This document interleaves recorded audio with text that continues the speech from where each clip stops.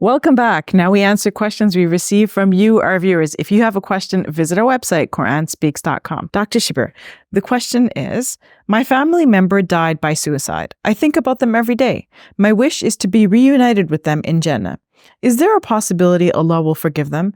Is there anything I can do for them to gain Allah's forgiveness? Yeah, the short answer is yes. Allah can still forgive those persons, and there's a lot. There are lots you can do to help them to gain forgiveness.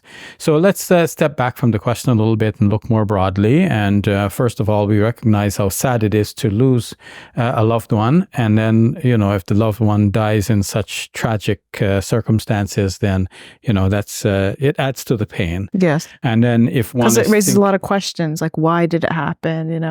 Was there anything that we could have done to prevent it? There's so many questions, right? Yes, and then there's also the religious question of what happens to the person in the life hereafter as a result of this suicidal act.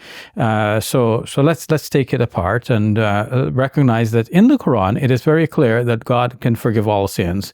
The Quran says, "Ya ibadi alladhina asrafu ala anfusihim," "O my servants who have wronged their souls, la taqnatu min rahmatillah." Do not despair of the mercy of God. Inna Allah yaghfiru dhunuba jami'a. God forgives all sins. And elsewhere, God says that He does not forgive shirk. Inna Allah la yaghfiru an yushraka bihi wa yaghfiru ma duna dhalika liman yasha. God does not forgive ascribing partners to Him, but He forgives besides that anything else for whomever He will. So I should say something about what is meant by shirk. Shirk is an Arabic word which sounds like shirking and spelled the same way as shirking your responsibilities, right? But it's the Arabic word shirk, which means ascribing partners to God. So this act of which is interpreted more broadly in Islam to mean like saying that God has a son or a daughter or a spouse, which means that there's a co-equal or someone that is right up there with God.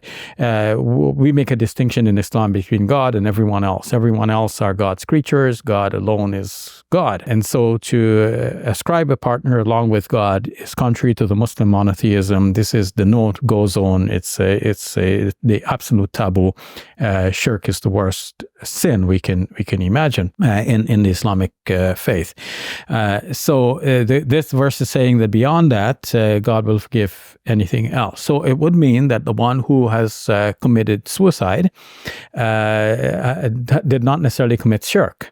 And so that person might be forgiven by God. Now, forgiveness usually is achieved when a person is alive and the person is regretful of one's sins, turning back to God, seeking forgiveness, following up with good deeds. So this is within the scope of a person to try to acquire that forgiveness.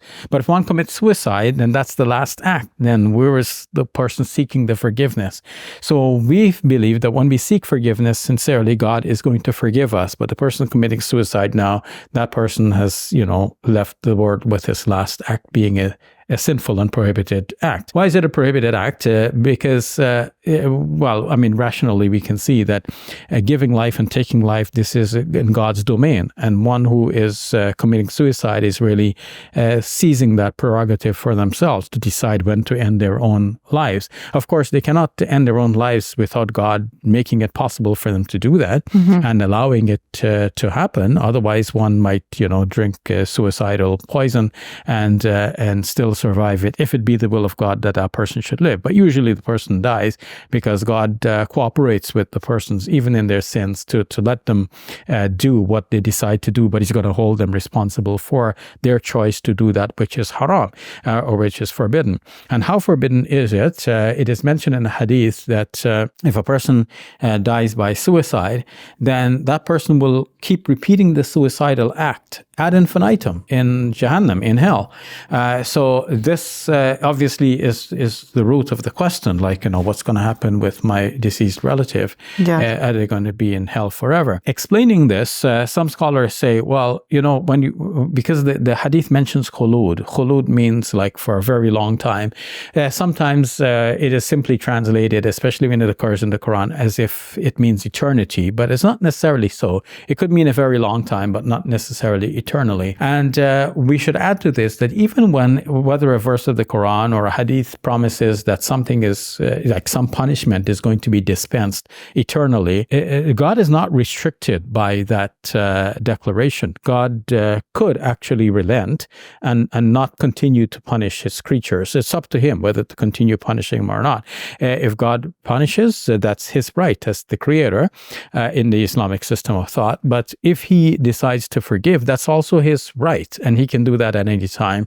We spoke about the sin of shirk. So if a person commits the act of shirk, ascribing a partner with God, God might forgive that person in this life, not even might, but that's our expectation, that God is going to forgive that person in this life if that person repents and turns to monotheism. But if the person dies on shirk, there's a verse of the Quran says that, called Haram Allahu alayhi al-Jannah, God has forbidden paradise for such a person.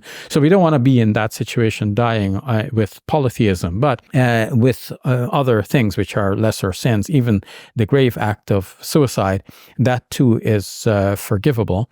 And what can the relative do for the departed one? Well, you can do any good deed on their behalf, prayers, fasting, performing pilgrimage or umrah, the lesser pilgrimage, giving charity, reciting the Quran, any manner of good deed in asking God to bestow the reward for this good deed upon the deceased beloved departed one. God will do that. And of course, you will not be deprived of the blessings of doing all of these good deeds.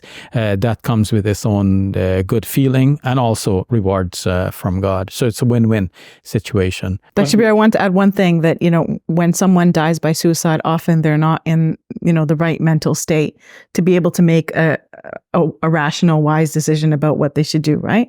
So I believe that God will take that into consideration as well. Yes, and because we can't see into the mind of the person, it's better that we don't judge people. We just leave that to the judgment of God. And we know that God is forgiving and merciful. All right. Thank you, Dr. Shabir. You're welcome. Assalamu alaikum. Welcome to Muslim Media Hub, the new home of Let the Quran Speak. Here we spread positivity and good. We help people experience the beauty of Islam and help them appreciate and understand Muslims. This beautiful building we purchased at cost $2.3 million. Yeah, we've already raised a third of that money, and with your help, inshallah, we can pay off the rest. So we're looking for people who can give $1,000 each. If you can be part of the select group, that's amazing. Otherwise, just please give whatever you can. Every dollar counts. It's our collective responsibility to share the message of Islam with our fellow human beings. Please help us continue this good work. It's a sadaqah jariyah, something that will continue to be a benefit to the Muslim community long after Safiyyah and I are gone. Please support our work at muslimmediahub.com. Your support is zakat eligible and tax deductible. May Allah bless you and your loved ones today and always. Assalamu alaikum. Assalamu alaikum.